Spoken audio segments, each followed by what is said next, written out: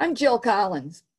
I'm the incoming program chair for Les Dames d'Escoffier, and we are so happy to have you all with us here tonight. Let me tell you a little bit about Les Dames d'Escoffier for those of you who don't know about the organization. We are an international organization of women who are in culinary fields. In our DC chapter, our membership includes chefs, restaurateurs, cooking instructors, authors, writers, television personalities, hospitality PR people, and a host of professional women involved in every aspect of the culinary world. Tonight, what you're going to see is the first of our free summer series of educational programs. We are bringing you this evening a cooking demonstration by 3 of our most talented chef members. And I am going to now have the honor to bring to you our moderator. You might have heard of Tambra Raye Stevenson for her incredible organization called WANDA, Women Advancing Nutrition, Dietetics, and Agriculture. Tambra is a nutritionist and a culinary historian. You can find her at iamwanda.com. She has been highlighted in the Washington Post, in National Geographic, in more television stations than I can list tonight, and the mayor named her to serve on the DC Food Policy Council. So what I would like to do is turn this program over to Tambra Raye Stevenson and let her guide you through tonight's delicious recipes. Thank you. Thank you very much for that warm introduction. This evening, Dame Alba Johnson will show us the secrets of a festive couscous, which I love, that she's learned when she was growing up in Tunisia. And also, Dame Sheila Crye will walk us through a chicken and chickpea stew made in a tangine, which I also have in my kitchen, which is the special vessel that captures the moisture and is perfectly adapted to the desert environment, which we clearly are not in with the rain in DC. And it's flavored with Ras El Hannat, which is a spice blend that I also use in cooking my chicken that can be varied in your taste preference. And Dame Drew Faulkner, who was a former Les Dames DC Chapter president, will reveal the secrets of 2 salads with flavors that transcend their humble ingredients: grated cucumber, mint salad, and roast eggplant and tomato salad. So please welcome Dame Alba Johnson. Hi, this is Chef Alba. I am also one of the Dames. I was born in Naples, Italy, but raised in Tunisia, North Africa. So these dishes that we're making today are very, very familiar to me. The dish that I'm making today is called sefa, and sefa in Arabic means grains.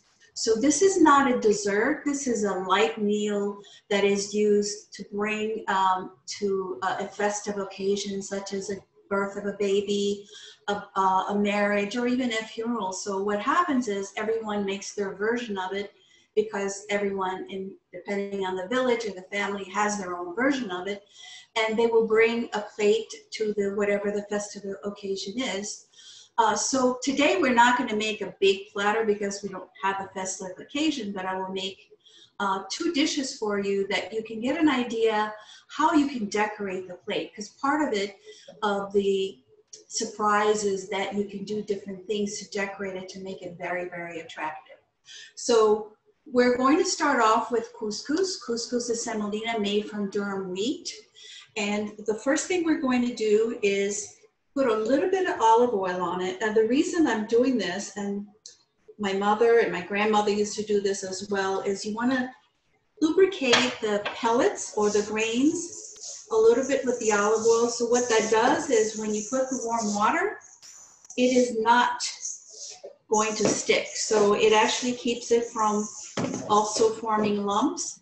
So as you can see, I'm rubbing the olive oil, and you want to put just enough just enough so that it's not sticking together. Okay, and the other thing I'm gonna do is put a tiny bit of salt and a tiny bit of pepper. And again, I'm going to be rubbing it like this through my fingertips. And once that's done, I'm going to put warm water on it. So if I have 3 cups of couscous here, there's going to be 3 cups of warm water. But before I do that, I want to add some rose water into the warm water. So usually, usually you put a little bit, not too much. So this is a capful, and a capful is about a teaspoon. So I'm going to put all the warm water all at once. There's no need to stir, you just leave it be. And immediately cover it with a plate or any kind of cover you have, a pan cover. So we're going to set this aside, and we're going to come back in about 5 to 10 minutes. So now we're going to prepare the couscous, and then we're going to decorate it. Today I'm going to actually do 2 different decorations for the couscous, but there are so many ways to decorate it. So I'm just going to give you 2 ideas, but you can actually make your own design with it. So let's get started. Let me get this couscous here, which is, as I told you, it shouldn't have any lumps. And as you can see, it doesn't because of the oil that we put in. So what we're going to do is mix it up first. At this point, we're going to add 1 stick of melted butter. And then we're going to add some chopped apricots. So I just took an apricot and chopped it in little bites, and that goes in. And then we're going to add some dégla noir dates. And by the way, dégla dates that stands for fingers of light in Arabic. And I don't know if you know, but the actual date tree is a tree that lasts at least 300 years, and it bears lots of fruit, probably 100 pounds or so for each tree every year. So it is a sacred plant to the Arabs, and it's called the fountain of life because it produces so many fruits. So here's the dates. And then always golden raisins. And if you happen to purchase gold raisins, they're a little bit dry, then just soak them in warm water, just a little bit, and then rinse them, not rinse them, but drain them, and then add them to the couscous. So the other thing we want to add is some crunch. So these are toasted almonds. I've toasted it in a pan very lightly. You don't want to burn them, so make sure you toast them in very low heat in a frying pan, just until you smell the aroma, and then turn off the heat. So we have everything here that we can use. Now, there are some that include other kinds of fruit. This is the traditional dish, so I'm going to stick with it. But if you had other dried fruit in the house and you wanted to use it, that would be fine. There's also, depending on where you come from in North Africa, so it's Maghreb, which Maghreb is Tunisia, Morocco, Algeria, Libya, and Mauritania. But normally this is a dish that's made in the Morocco, Algeria, and Tunisia.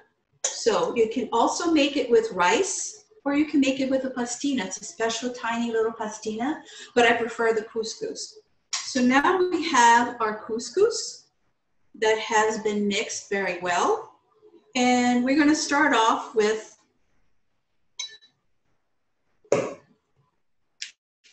filling the plates in the middle first.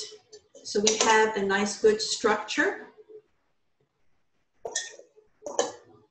I'm going to do the other one as well. So we can kind of start the pyramid, I call it, the little mountain. And then we'll decorate them just slightly different. Sometimes fresh grapes are put in the middle. That's up to you. If you prefer to do that, you can. And make sure that they're seedless grape. So right now I build the structure for my pyramid. And this is basically what I can do with my spoon. And now there's no way out of it, but you have to use your hands. So here we go. I'm going to use my hands and create a little pile. I'm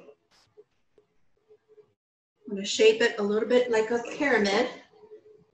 There we go. And just press down lightly. What's holding it together is the butter that we used. So the butter holds it together. And another reason why you want to bring this festive dish to an event is because if you're in a hot sun, this will hold up really well. And that's why it's a very popular dish, also used in Ramadan, and it's eaten during Ramadan as well. And it's considered a healthy dish. So here we go. We're going to build the next one. So for 3 cups of couscous, as you can see, I built 2 plates. You don't have to have a Moroccan plate to do this, and even a flat plate will work. But this is easier if you're going to serve. If you're going to serve it, then this will be a lot easier to scoop out. Okay, so we now have 2 dishes. And let me just clean this up a little bit. And we're going to start decorating. So the first thing we want to do is probably, it doesn't matter which one you start with, you want to sort of align your fruit around the couscous.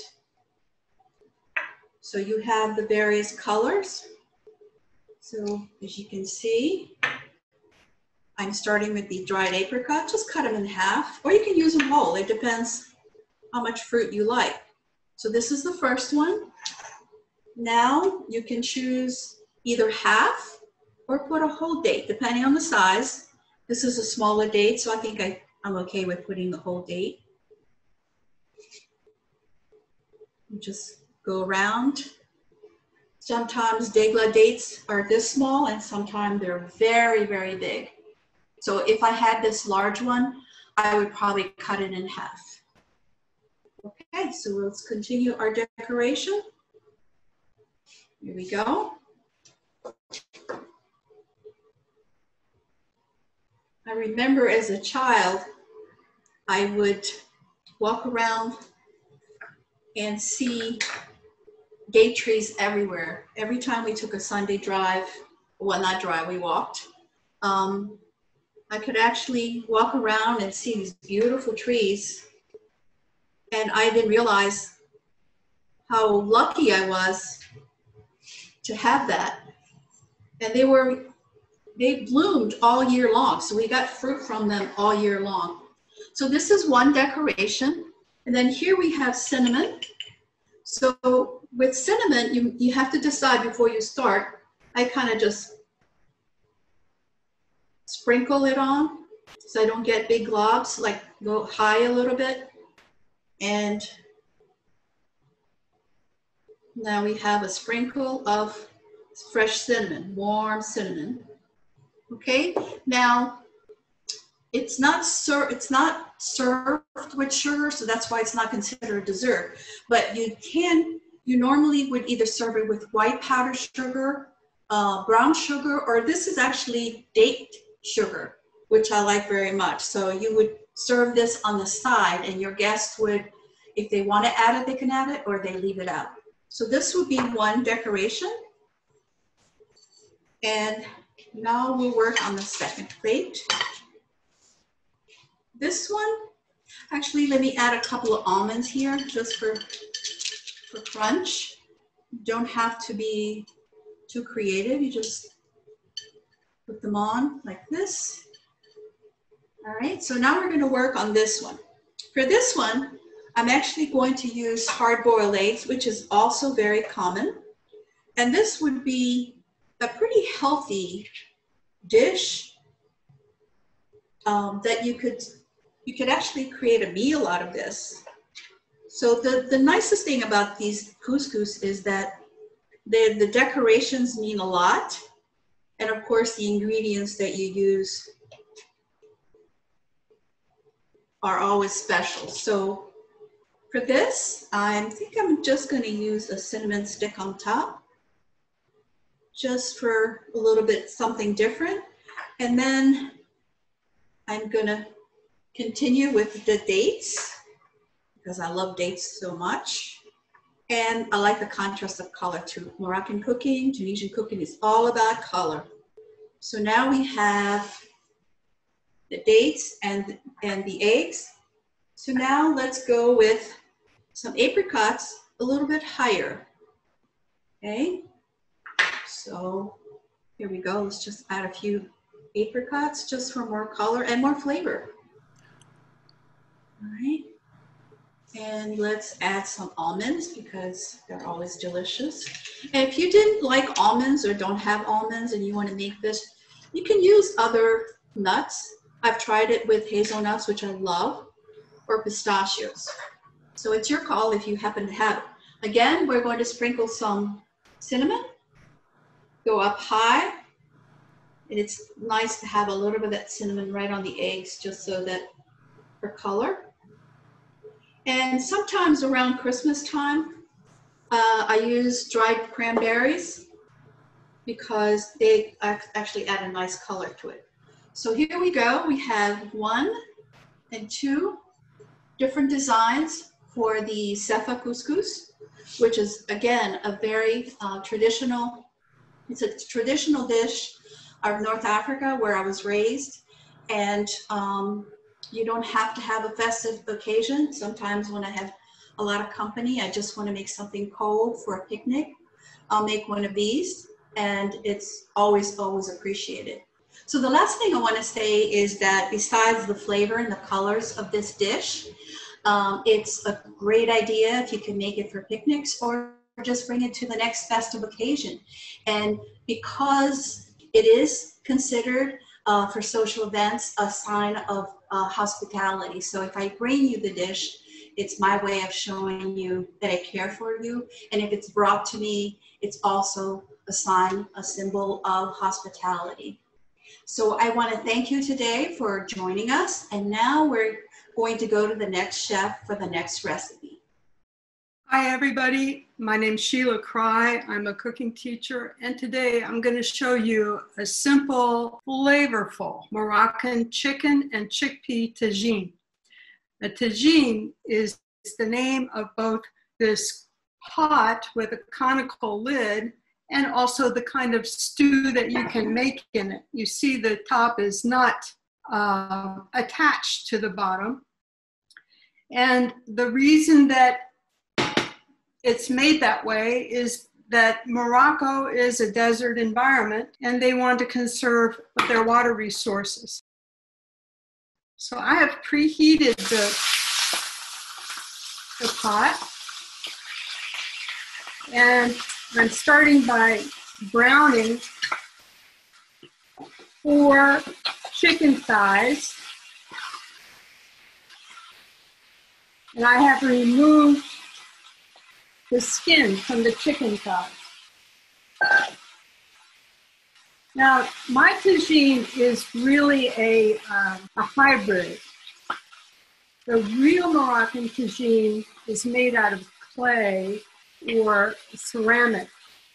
And the clay tagines pick up the flavors of whatever is cooked in it.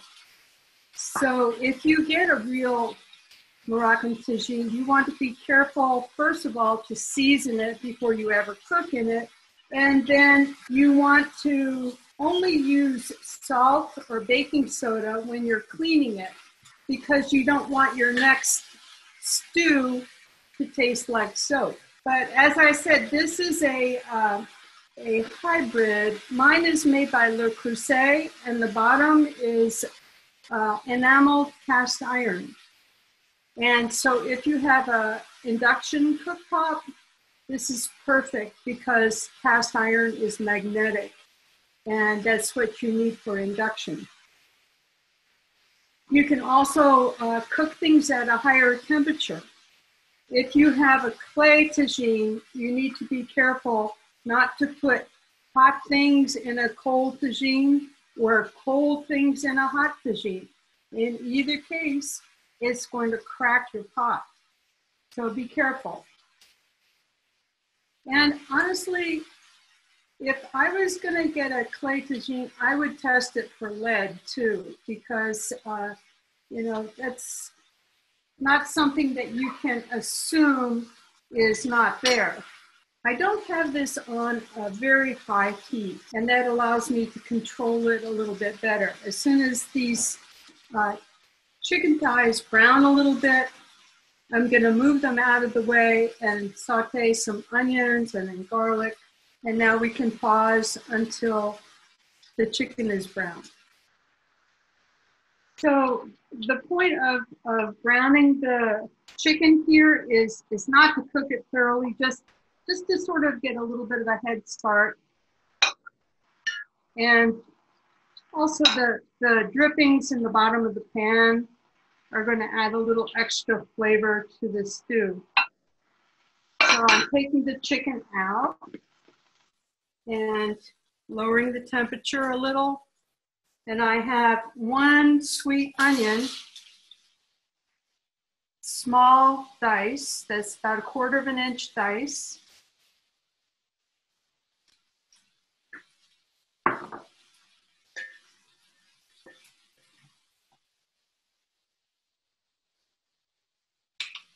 And add a little bit more oil, a little bit of salt,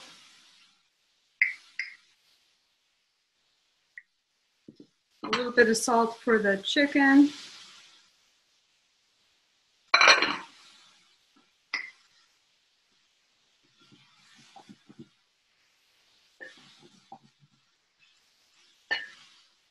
as this starts to sweat, then it'll release some water and I'll be able to scrape up the drippings at the bottom of the pan.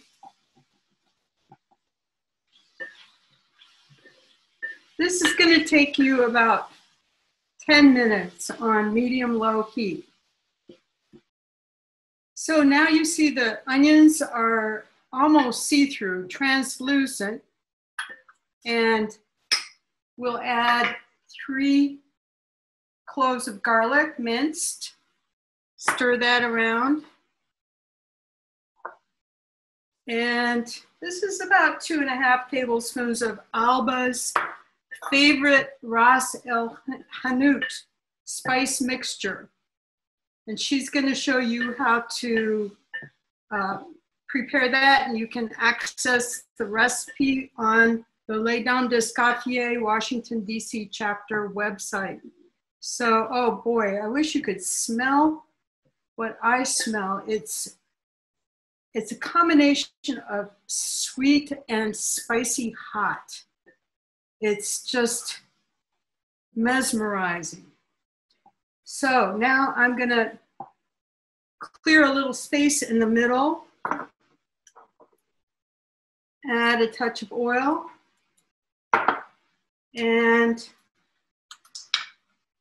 put in 2 tablespoons of tomato paste.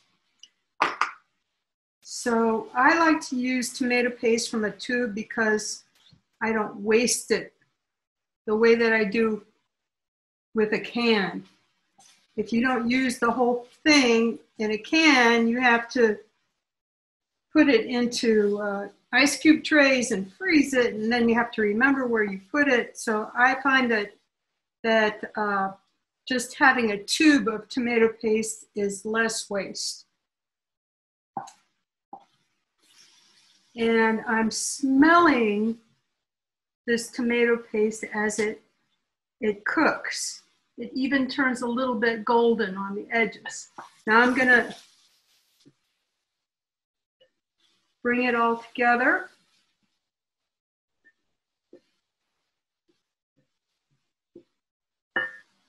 And I'm adding canned chickpeas, 2 cans of drained chickpeas today. If you wanted to, you could use another kind of bean if you don't like chickpeas. That would be fine. And just mix it all up.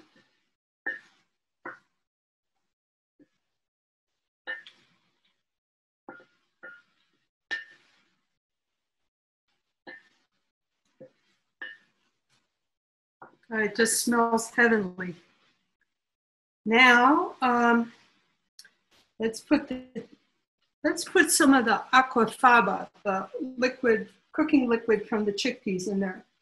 And from the 2 cans, I have 1 2/3 cups of liquids. So I'm going to start with about 2/3 cup because you don't need a lot of liquid. If you put too much liquid in, it'll bubble over, and you don't want that.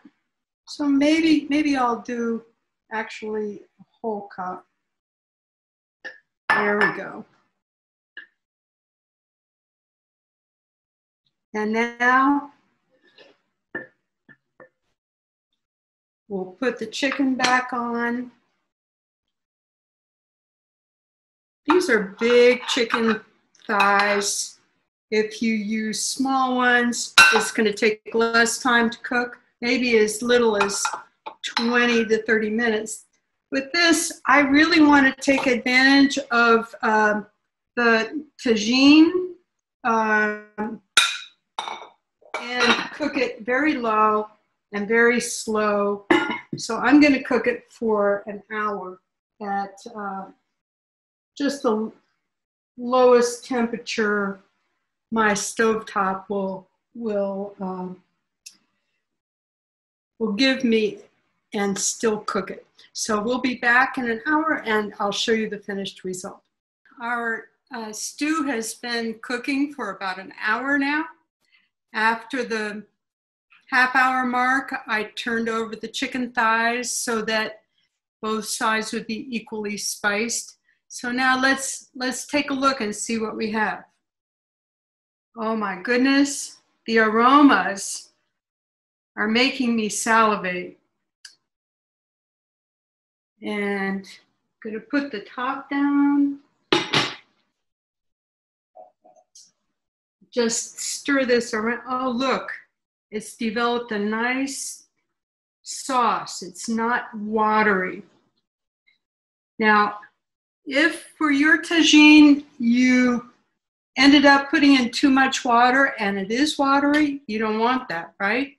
So it's simple to fix. You just put the chicken and in a colander and the chickpeas, let the liquid drain through, put the liquid back in the pan and reduce it until it is a little bit thicker. And if you want, you can mash a few chickpeas. That will also thicken it. Then it'll be ready to serve with couscous or brown rice or whatever sort of grain or noodle. You could even use boiled potatoes if you wanted to. It's up to you. So right before you serve it, you give it a squeeze of a lemon and just squeeze it right over your hand, and the juice will drip through your fingers and the seeds will stay in the palm of your hand. So just because it's a brown dish, let's put a little bit of chopped cilantro in there for color. And the bottom of your tagine is perfect for serving at the table. And will keep everything nice and warm. Now, one last thing I wanted to share with you. We were talking earlier about clay tagines, and I warned you to check and make sure that there's no lead in them. How do you check? Well, you can order this online, or you can get it at a hardware store. It's a simple lead test.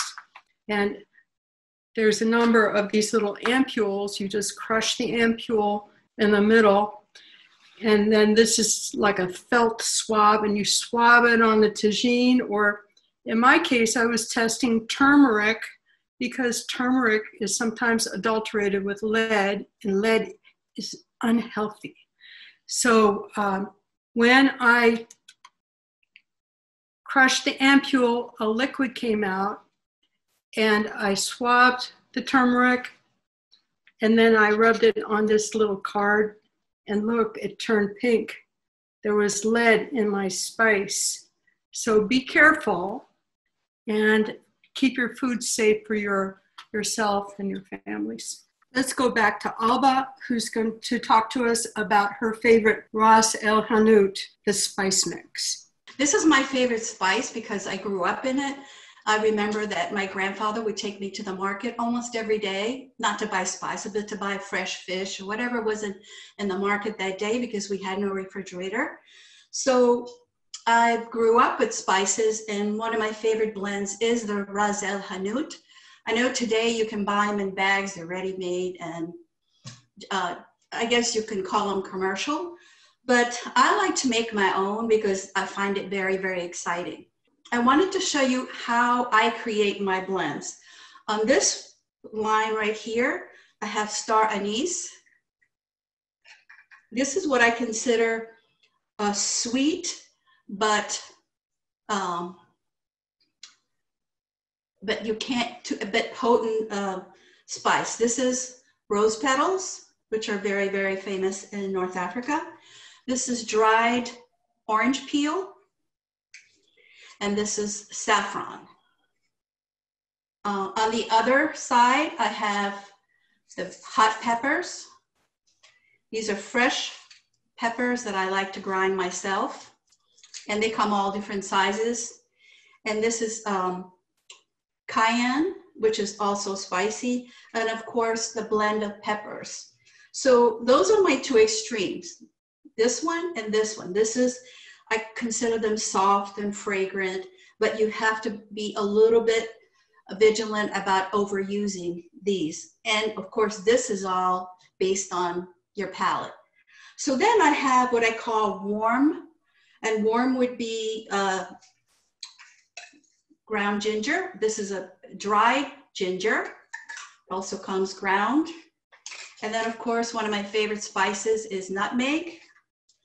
And then, of course, the usual cumin and coriander.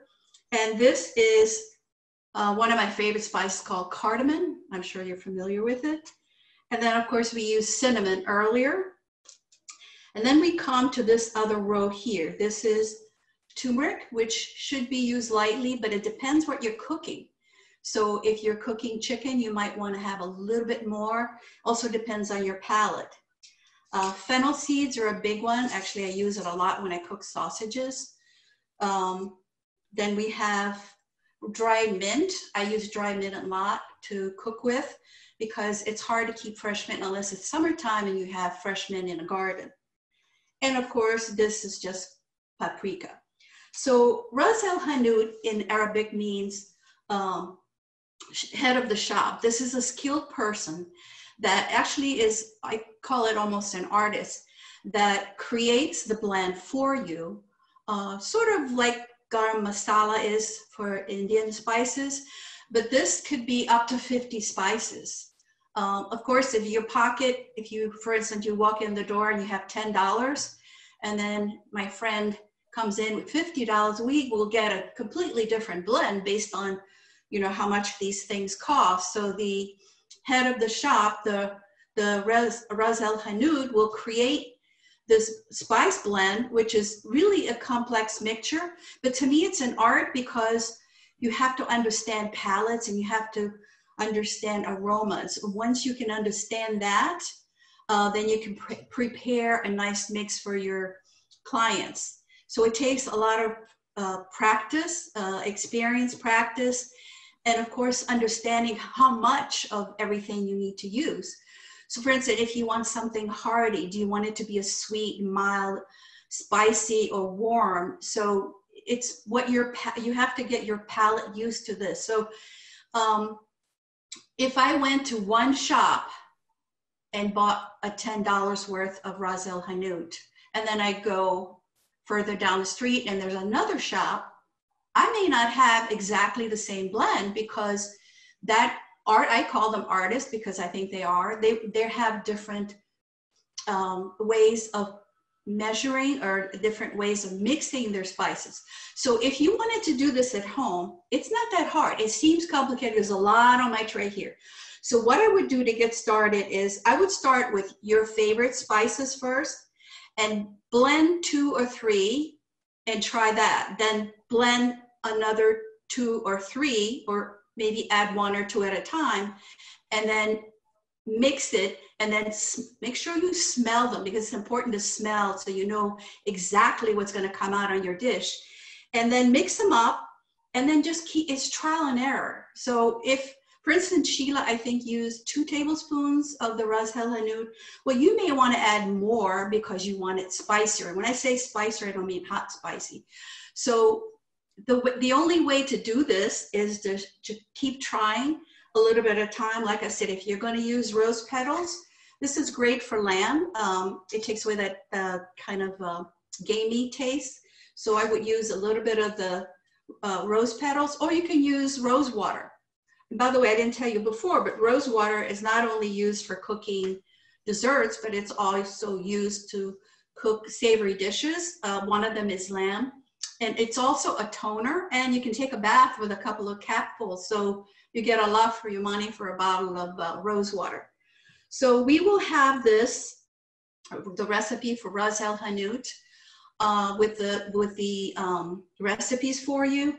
Again, if you want to create your own blend, just try a little bit. If you try a little bit of everything, eventually with practice, you'll be able to make your own blend that works for you.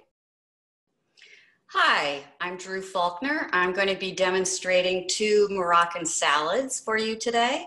One is a roasted eggplant salad, and the second is a grated cucumber salad with mint. Now, salads in Morocco aren't necessarily what one would think of here in the United States. They're often cooked vegetables served at room temperature, or raw vegetables, and they start a meal.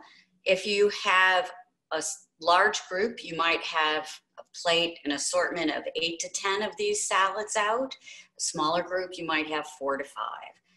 I'm going to demonstrate 2 for you today, but I hope that this inspires you to explore more of Moroccan salads and what you can do. So first is our roasted eggplant salad. To start, you take your eggplant and you prick it with a fork or a knife, and you're doing this so steam can escape when you put it in your hot oven. You're going to put it in a 450-degree oven just on the baking tray or sheet. You don't need to use oil until it collapses, as this one did. When you stick a knife, it's like butter all the way through. Take it out of the oven when it's reached that. On the recipe, it says 45 to 55 minutes. However, if you have a smaller eggplant like this one I did for about 35 minutes. Once it's cooled, trim the top, the stem, and the base, and then you can just peel it. Peel the eggplant, take the flesh off the skin. I love cooking eggplant this way. I've started doing it for all sorts of things. At home, I cook eggplant like this, and then I add some sauteed spinach. It's a wonderful way to have eggplant. Then chop it up. And then you're going to put it in a strainer, which I have here, and allow it to sit for a half an hour, 20 minutes or so, and the bitter juices will come out. When you're done, you chop the eggplant, or you remove the chopped eggplant from the strainer, and then you are going to cook it with your garlic and tomato. So I'm going to turn on my pan here on my hot plate. Alba has discussed the spicing mixes to you. So this is cumin, paprika, and hot cayenne pepper, a pinch, and 3 tablespoons of chopped garlic. I wait until I can feel the heat in my pan. I don't touch it, of course. I can feel that the pan is hot. And then I add my virgin olive oil.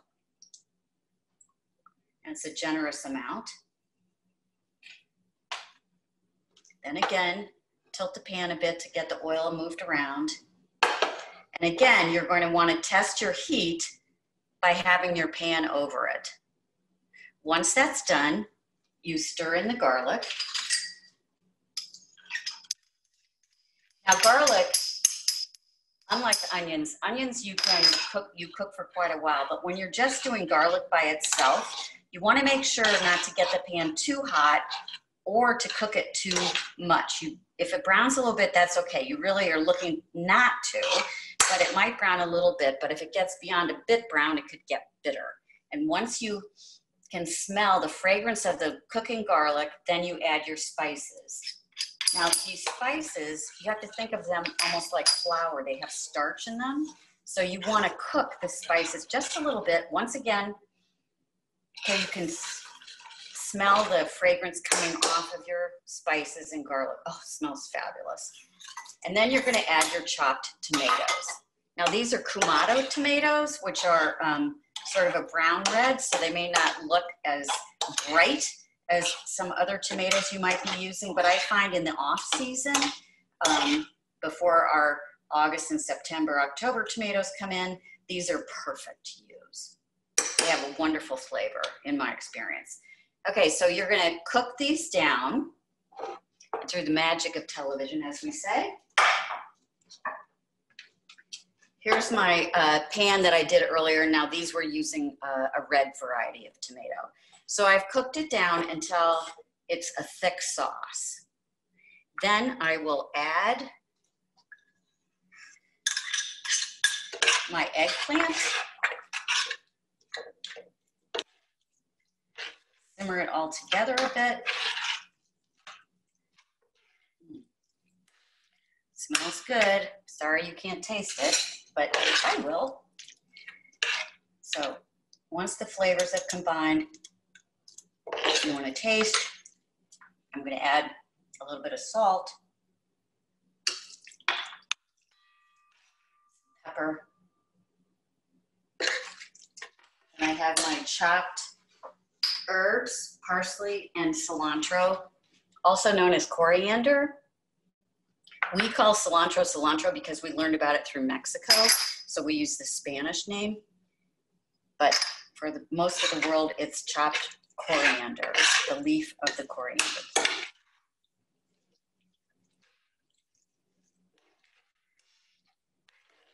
Stir it all together, and I have some lemon juice.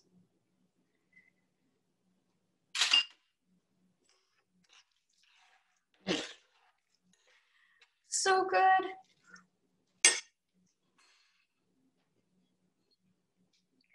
And to plate it, you could use a bowl, but I like plating it on a flat plate.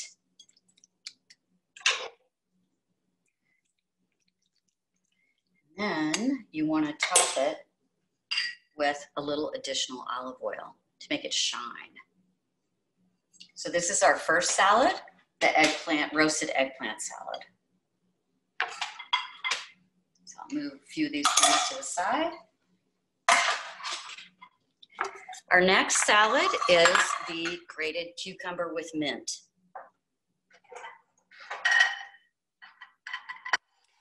Again, in the off season, I tend to use Persian cucumbers or Manar, M-A-N-A-R. It's a small, fresh cucumber that you can find in almost every grocery store, at least in our DC area, and I'm pretty sure throughout the country. They've become very popular. But what I like about them is that you don't need to peel them. So I've cut the ends. You could use a food processor, but for the single pound of cucumbers, I'm just going to hand grate them. So you grate the cucumber. And as you can see in my grating, what's really pretty with these cucumbers, because you don't have to peel them, you get a little bit of green along with the darker green and the lighter green, which I think is incredibly attractive.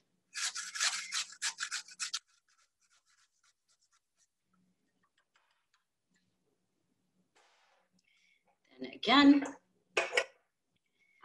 through the magic of television. Here's cucumbers. You put them in a colander, and this doesn't have very much, but there is some liquid that has come out, and that's what you want. You just want to let them sit, and they will drain.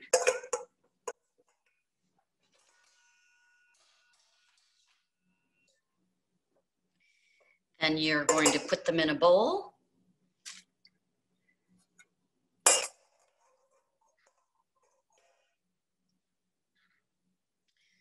And it looks like I didn't bring my mint, so hold on.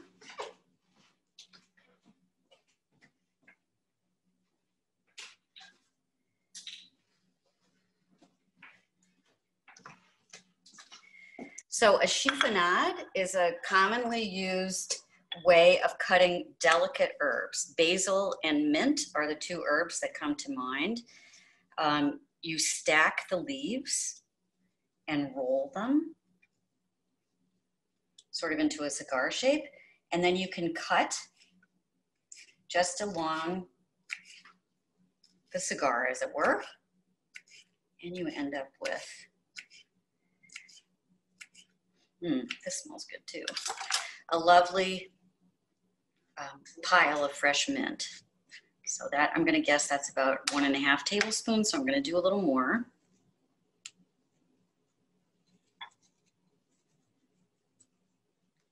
Now, mint is something I really enjoy using a lot. It adds such a vibrant freshness to what you use with it. I find it's good with zucchini. When it's available fresh, I throw it in my green salads. There we go. Now we'll take the olive oil and lemon juice.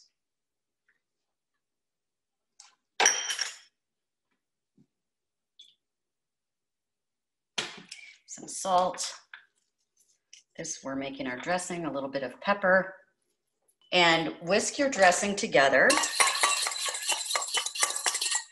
Add it to the cucumbers. Toss. And then taste. I always suggest people taste before serving. Okay, it needs a little salt. Actually, I think I'm going to add a little more pepper. I don't know if I added pepper before, but a little more pepper. Punch it up. Taste again, and that's important.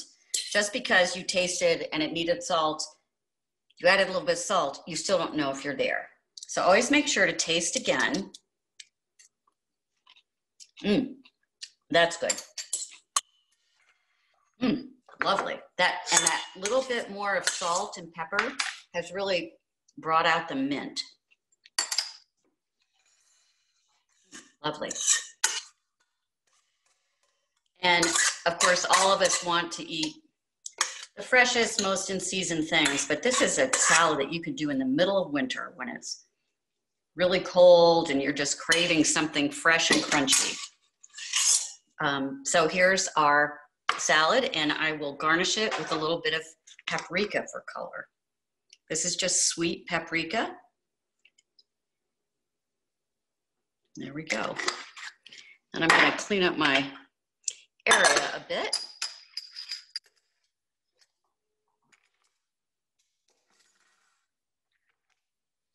And show you my two salads. Oh, this is what I love about cooking.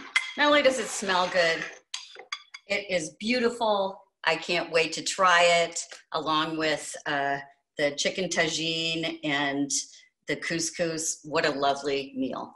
Thank you so much.